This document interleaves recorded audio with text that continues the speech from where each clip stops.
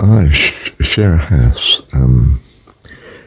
The lady downstairs is the chief tenant. She rents off her daughter and son-in-law, and I rent the upstairs off her.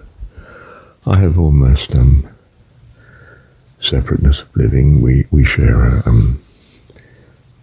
common kitchen and laundry. I actually use the laundry more as my own kitchen so that I'm not too in her hair in the kitchen. And we technically share a lounge, and dining area downstairs. This seems to afford, let me overstate for a moment, an ideal marriage in that we have our separate lives, but we're in the same vicinity as each other, and clearly a support to each other. But we don't own each other in the extreme sense. Anyway, we own a responsibility to each other in that we're concerned and make sure the other's okay and so on. And we do many things together in that we have certain meetings in common, and that's probably what's pulled us towards each other in living circumstance in the first place, as we understand it.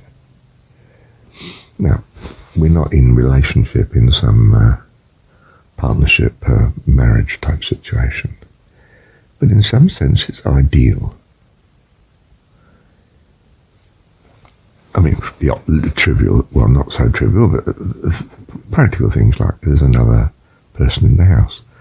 It's an older man, like yourself, but reliable and safe, and a comfort in that sense just to have them there, not necessarily in your hair in everything you do. Do you see, it's an interesting visible contrast to my view of marriage, which was we had to be so close as to be one person and lacking fellowship. Because the two of you are one. Not God's ideal. He actually needed fellowship with individual people of sovereignty, but in harmony with. Now, lady downstairs and myself, we're not too in harmony. I mean, there are things about her that put me off having too much of her company, and things about me that equally put her off of having too much of my company. So we don't have too much. We keep some sort of independence and separateness that allows this stress to be greatly reduced, while still having the benefits that I've referred to earlier in this recording just here. And it struck me suddenly just now as how interesting, Marshall. It's still another person in your life, and it's female. I say it, she, sorry. It's a relationship, and female, in the same home, helping each other, considerate, caring, but not in each other's hair, so to speak. Ah, that's interesting. Would you call it a marriage? No. Is it a relationship? Well, certainly. I mean, those two live in the same house. They must have some sort of affinity and caring for each other, but not overboard in the sense of a marriage.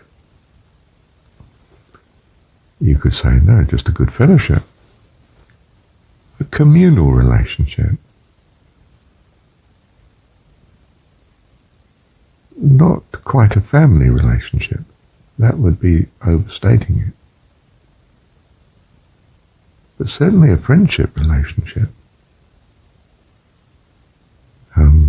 there's an understood concern for the other,